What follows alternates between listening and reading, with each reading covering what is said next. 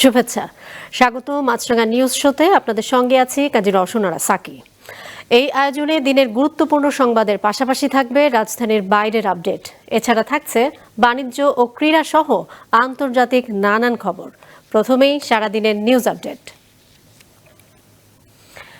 ঢাকা বিশ্ববিদ্যালয় কেন্দ্রীয় ছাত্র সংসদ ডাকসু নির্বাচন নিয়ে অনিশ্চয়তা দেখা দিলেও ঘণ্টা খানেকের মধ্যেই তা কেটে গেছে। এ নির্বাচন স্থগিত করে দেয়া হাইকোর্টের আদেশ স্থগিত করেছেন চেম্বার আদালত। ফলে এ নির্বাচন হতে বাধা নেই। বিকেলে আপিল বিভাগের চেম্বার বিচারপতি ফারা মাহবুব এ আদেশ দেন। হাইকোর্টের আদেশের পর এ বিষয়ে একটি আবেদনের শুনানি নিয়ে চেম্বার আদালত তাৎক্ষণিক এ আদেশ দেন। এর আগে ডাকসু নির্বাচনের প্রতিক্রিয়া এবং চূড়ান্ত ভোটার তালিকার কার্যক্রম স্থগিত করেছিলেন হাইকোর্ট। এক রিটের প্রাথমিক শুনানি নিয়ে বিচারপতি হাবিবুল গনি ও বিচারপতি শেখ তাহসিন আলীর সমন্বয়ে গঠিত হাইকোর্ট বেঞ্চ রুল সহ ওই আদেশ দিয়েছিলেন।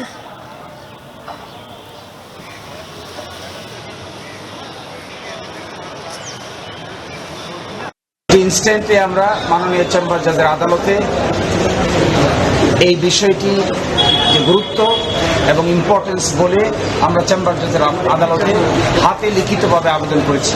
আমরা আগামীকালকে সকালে অফিস খুললে সিএমপি দায়ের করব। আশা করি আগামীকালকেই গুরুত্বের বিচারে বাকিটা আদালতে শুনানি হবে। কিন্তু in the mean time high court ডিভিশনের আদেশের কার্যকারিতা স্থগিত থাকবে।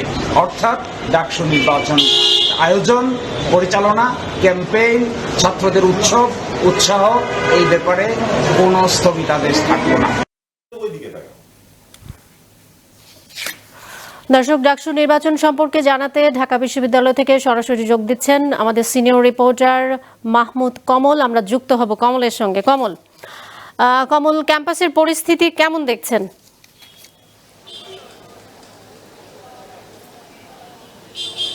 সাকি, এই যে দুপুরের পর থেকে যতটা উত্তেজনাকর একটা পরিস্থিতি ছিল, এখন মোটামুটি স্বাভাবিকই বলা যায়। এই যে ডাকসুর পেছনে যেই ভিড় আপনারা দেখতে পাচ্ছেন দর্শকরা, কিছুক্ষণ পর পর এই যারা প্যানেল আছে, সেই প্যানেলের ভিপি প্রার্থী এবং তাদের সেই প্যানেলের সদস্যদের নিয়ে তারা এখানে তাদের মন্তব্য তুলে ধরছেন এবং সবাই যেটি বলছেন যে অনেক আগে থেকেই ডাকসু যখন নির্বাচনের যে তফসিল ঘোষণা হয়, এর মধ্যেই অনেক যেই প্যানেলের যারা ভিপি প্রার্থী আছেন, জিএস প্রার্থী আছেন, তারা বলছিলেন যে তারা বিভিন্ন ষড়যন্ত্রের ইঙ্গিত দিচ্ছিলেন। এবং আজকে যেমন বাংলাদেশ যে গণতান্ত্রিক ছাত্র সংসদের যে প্যানেল, তারা স্পষ্ট করেই বলেছেন যে আজকে সেই ষড়যন্ত্রটি দৃশ্যমান হলো।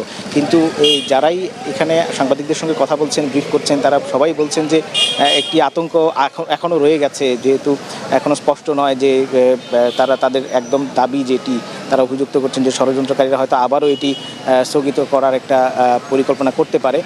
এবং আমরা জিজ্ঞেস করেছিলাম যে আসলে কারা এরকম ষড়যন্ত্রটি করতে পারে, আপনারা কোনো ধারণা দিতে পারেন কি না। তারা অবশ্যই সেটির স্পষ্ট ধারণা দেয়নি।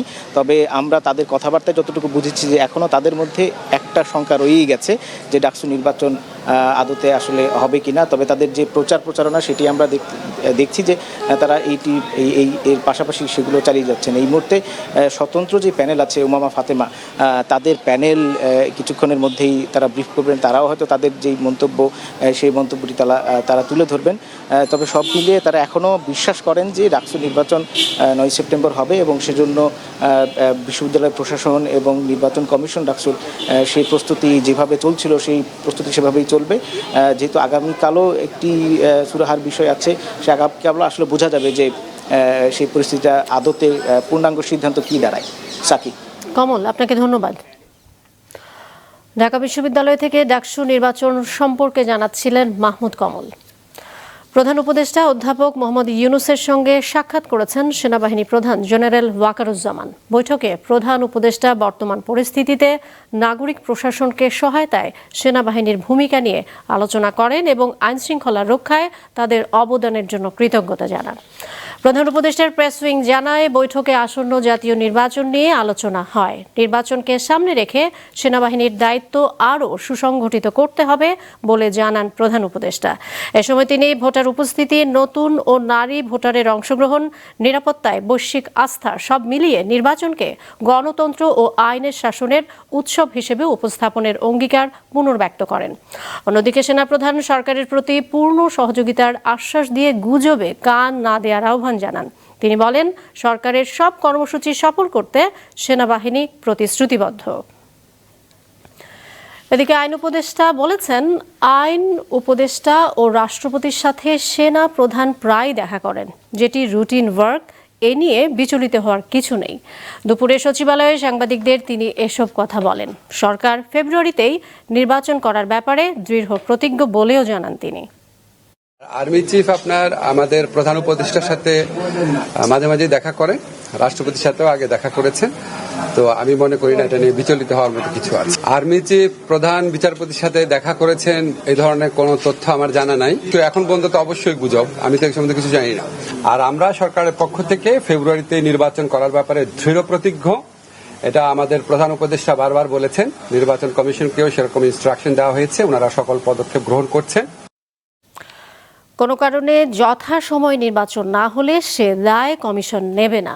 ভোটের সমস্ত প্রস্তুতি আগে ভাগে সেরে রাখবে কমিশন, জানিয়েছেন প্রধান নির্বাচন কমিশনার। দুপুরে আগারগাঁওয়ে নির্বাচন ভবনে যুক্তরাষ্ট্রের ভারপ্রাপ্ত রাষ্ট্রদূতের সাথে বৈঠক শেষে তিনি একথা বলেন। নির্বাচন কমিশনের উপরে যাতে কোনো ব্লেম না আসে। নির্বাচন কমিশনের প্রস্তুতির অভাব রয়েছে, নির্বাচন কমিশন প্রস্তুত নয়, ওদের প্রস্তুতি সাফিসিয়েন্ট নয়, এই কথা বলে যাতে কোনো নির্বাচন নিয়ে কোনো ধরনের কথা না হয়, এই জন্য আমরা পূর্ণ প্রস্তুতি নিয়ে থাকব। বাংলাদেশ জাতীয়তাবাদী দল বিএনপির ৪৭তম প্রতিষ্ঠাবার্ষিকী আজ। এ উপলক্ষে ৬ দিনের কর্মসূচি নিয়েছে দলটি। এর মধ্যে রয়েছে আলোচনা সভা, র্যালি, দোয়া মাহফিল। প্রথম দিনে আজ সকালে দলটির প্রতিষ্ঠাতা মরহুম রাষ্ট্রপতি জিয়াউর রহমানের সমাধিতে ফুল দিয়ে শ্রদ্ধা জানান দলের মহাসচিব মির্জা ফখরুল ইসলাম আলমগীর সহ কেন্দ্রীয় এবং সর্বস্তরের নেতাকর্মী। মির্জা ফখরুল ইসলাম আলমগীর বলেন, আজকের দিনটি দেশের জন্য গুরুত্বপূর্ণ, কারণ বিএনপি প্রতিষ্ঠার মাধ্যমে একদলীয় শাসন থেকে বহুদলীয় গণতন্ত্রে রূপান্তর করেছিলেন রাষ্ট্রপতি জিয়াউর রহমান। আগামী নির্বাচন প্রসঙ্গে তিনি বলেন, এটা নিয়ে ষড়যন্ত্র চলছে। চ্যালেঞ্জ আমাদের সামনে রয়েছে, সেই চ্যালেঞ্জ হচ্ছে যে আগামী ফেব্রুয়ারি মাসে 26শে ফেব্রুয়ারি মাসে যে নির্বাচন অনুষ্ঠানের কথা আছে, সেই নির্বাচন অনুষ্ঠান সুষ্ঠুভাবে করার সর্বত্র সহযোগিতা করা, সাহায্য করা। যে সংস্কার কমিশনগুলো, সেই সংস্কার কমিশন বিএনপি সর্বাত্মক সহযোগিতা করেছে এবং বিএনপির 31 দফা কর্মসূচি প্রবর্তনের মধ্যে দিয়ে বাংলাদেশের রাজনীতিতে সম্পূর্ণ আমূল একটি পরিবর্তন আনার ব্যবস্থা করেছে। সময় হলো একটি বিরতির। ব্যবসা বাণিজ্য সহ আরও খবর নিয়ে ফিরছি কিছুক্ষণের মধ্যে, সাথেই থাকুন।